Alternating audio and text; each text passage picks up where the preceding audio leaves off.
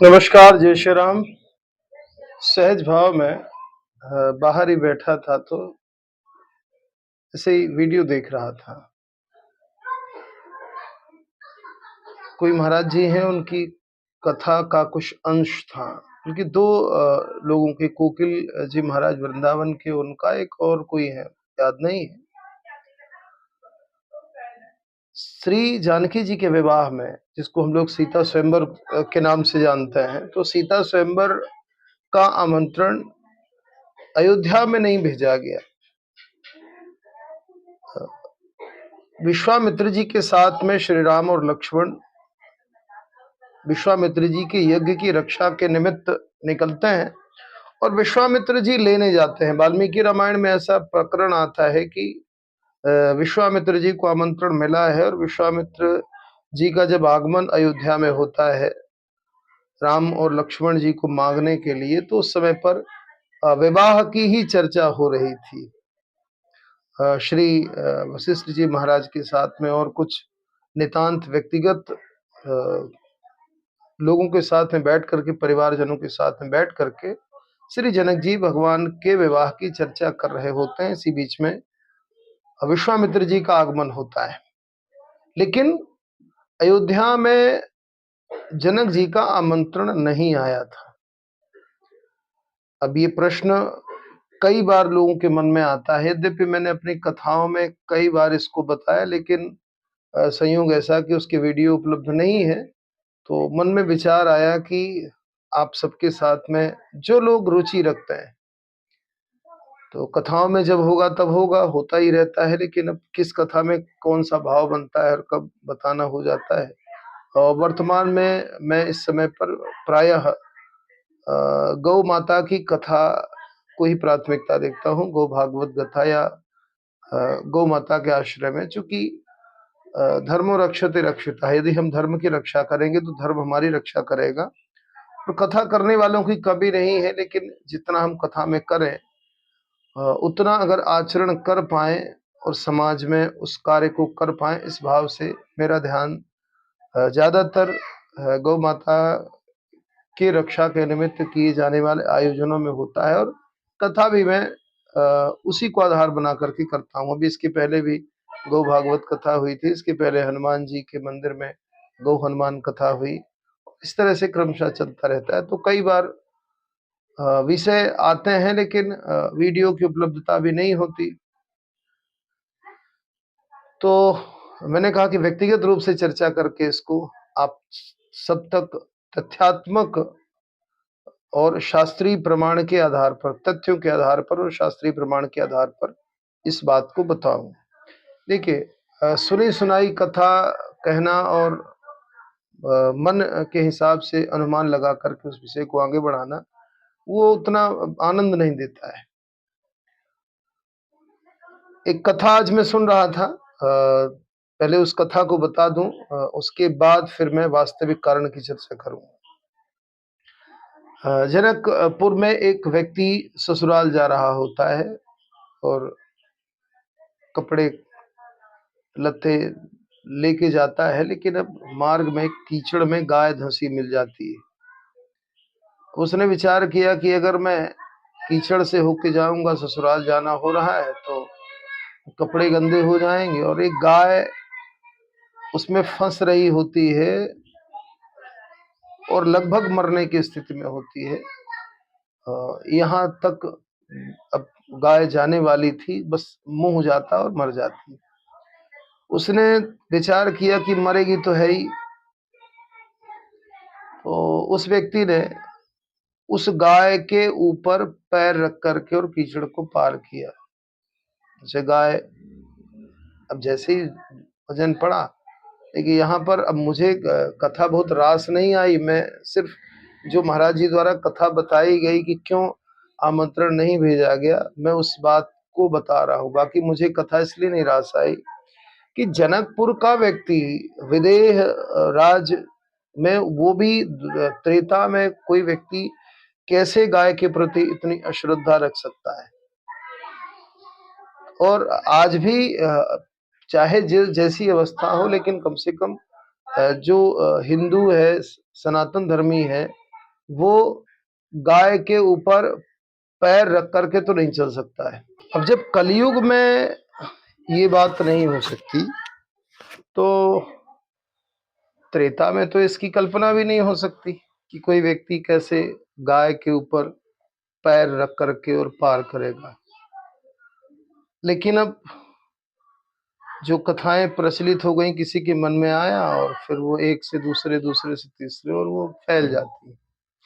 तो उन महाराज जी ने इस विषय को बताया कि वो गाय के ऊपर पैर रख करके पार होता है, वो गाय धंस जाती है और मरती हुई गाय श्राप देती है कि जाओ, मैं तुम्हें श्राप देती हूं कि तुम जिस पत्नी के लिए इतना बेताब हो देखने के लिए, तो देख नहीं पाओगे, या तो वो नहीं देख पाएगी या तुम नहीं देख पाओगे, जैसी आमना सामना होगा। अच्छा, वो चला तो जाता है ससुराल, लेकिन जैसे ही ससुराल पहुंचता है तो अब दरवाजा खटखटाया, ससुर बाहर निकला, विचार किया, अच्छा ये पीछे को मुंह करके बैठ जाता है, और बातचीत होने लगी। पुत्री ने कहा कि भाई, जब तुम आए ही हो तो भाई अंदर आओ, क्यों तमाशा कर रहे हो, बाहर दुनिया देख रही है, बाहर बैठे हो उधर मुंह किए हो। अच्छा, पत्नी ने जबरदस्ती इसको जा करके, और अब नजर में नजर जैसे मिली तो ये अंधा हो गया, जो श्राप था। अच्छा, अंधा हो गया, फिर सारी कहानी निकल के आई। वो औरत विदेहराज जनक के पास में गई और महाराज जनक से उसने कहा कि भाई मुझे मेरे पति की आंख चाहिए, आप तो परम तपस्वी हैं और शाप मिला है, तो उसका कोई ना कोई तोड़ तो होगा। जनक जी ने शतानंद जी से परामर्श किया। शतानंद जी ने विचार पूर्वक एक निर्णय दिया कि कोई सती स्त्री चलनी में, छन्नी, चलनी, आटा चालने वाली, तो उस चलनी में पानी लेकर के आए और उस पानी को पिलाए, तो जैसे उस चलनी से पानी पी लेगा ये तो ठीक हो जाएगा। ये असंभव जैसी बात कि भाई आटा चालने की चलनी में पानी कैसे डल सकता है ना। तो एक सतीत्व की बात हुई कि कोई सती स्त्री के अंदर ये सामर्थ्य होगा। ये बात पूरे दुनिया में फैलती गई और अयोध्या में भी ये बात फैली, और महाराज जनक ने कौशल्या मैया से कहा, कौशल्या ने कहा कि हमारे यहाँ तो सब नारियां सती हैं और सबके अंदर ये सामर्थ्य है। तो अपनी जो काम करने वाली, झाड़ू और ये सब काम करने वाली औरत, उसको कहा कि भाई तुम परम सती हो, तुम्हारे अंदर भी ये सामर्थ्य है, तो ऐसी ऐसी बात है। तो उसने कहा ठीक है, और उस सोने की बढ़िया चलनी, उस चलनी में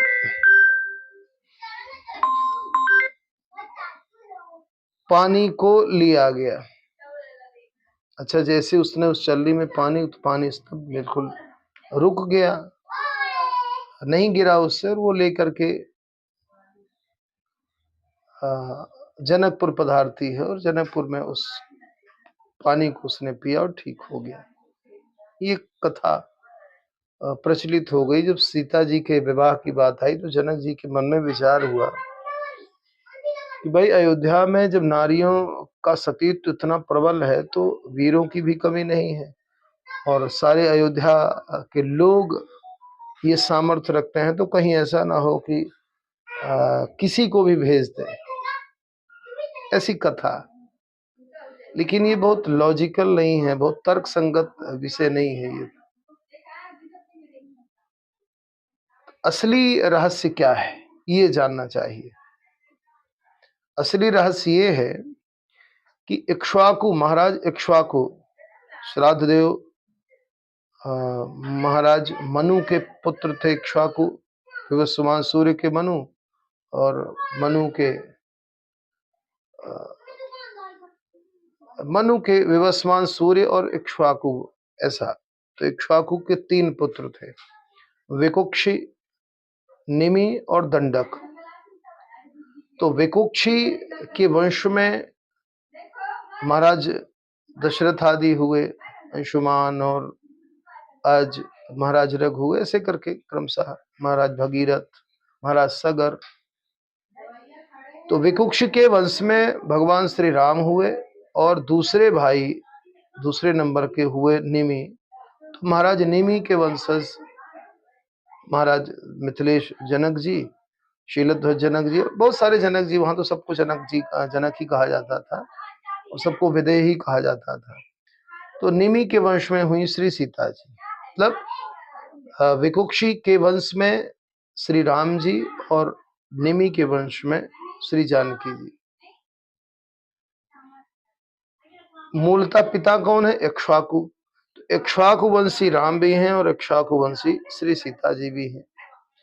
अब एक ही वंश में विवाह के लिए कोई नहीं जाता है, सगोत्री विवाह नहीं होता। भाई इक्ष्वाकु के ही दोनों तीनों पुत्र हैं। महाराज दंडक, दंडक को वन दे दिया गया था उनके स्वभाव के कारण। दंडक वन, वन क्षेत्र जो है, तो दंडकारण्य जिसको कहा जाता है, भगवान ने कहा है कि भाई हमारे पूर्वजों का ही राज्य है यहाँ से।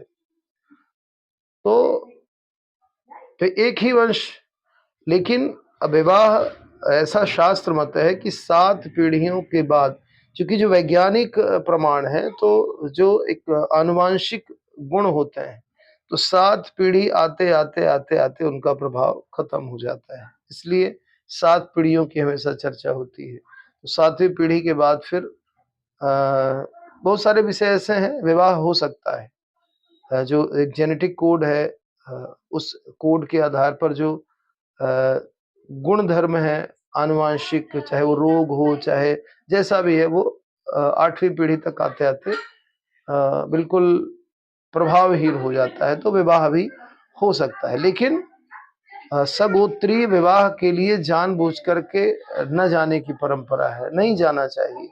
तो उसी परंपरा का निर्वहन किया है।